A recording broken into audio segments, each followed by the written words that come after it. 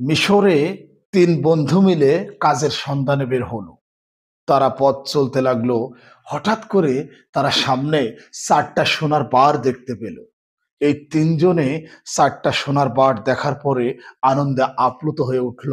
তারা এভাবে বলতে লাগলো, "জীবনে আমাদের আর কখনো অভাব হবে না। আমাদের আর কাজ করার প্রয়োজন হবে না। বসে, বসে খেলেও আমাদের অর্থ সম্পদ শেষ হবে না।" তখন তারা বলল, "চলো আমরা এই ৪ টা সোনার বার ভাগ করে নিই।"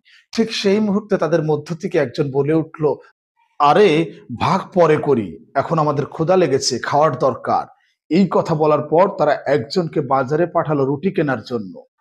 তাদের মধ্য থেকে একজন রুটি কিনতে গেল, বাকি ২ জন ওই ৪ টি সোনার বার নিয়ে অপেক্ষা করছে।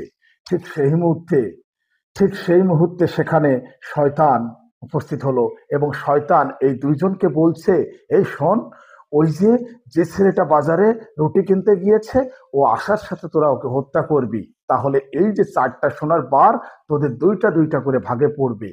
তোরা সারা জীবন বসে খেতে পারবি।" এই ২ বন্ধু মিলে সেই সিদ্ধান্ত নিল, চিন্তা করল, ওকে হত্যা করলে আসলে তো তাই। আমরা এই ২টা ২টা সোনার বার পেয়ে যাব, অনেক ধনী হয়ে যাব। ওইদিকে যে বন্ধু রুটি আনতে গিয়েছে, ও চিন্তা করল, এই রুটিতে আমি বিষ মাখিয়ে নিয়ে যাব। এই রুটি ওরা খাবে, ওরা মারা যাবে, ৪ টা সোনার বাড়ি আমার হয়ে যাবে। ঠিক যে কথা সেই কাজ। দোকান থেকে রুটি কিনলো এবং তাতে বিষ মিশিয়ে নিয়ে এখানে আসলো।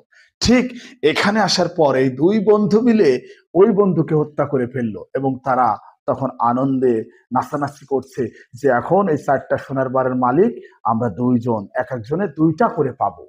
ঠিক ওকে হত্যা করার পর এবার এই ২ জন বন্ধু বলছে, "চলো এবার আমরা সোনার বার ভাগ করি।" ২ জনের মধ্য থেকে একজন বলে উঠলো, "আরে ভাগ একটু পরে করি। আসলেই তো অনেক ক্ষুধার্ত। চলো আগে রুটি খেয়ে নিই।" এবার যখন এই ২ বন্ধু মিলে ওই রুটিটা খেলো, তখন এরা দুজনই মারা গেল।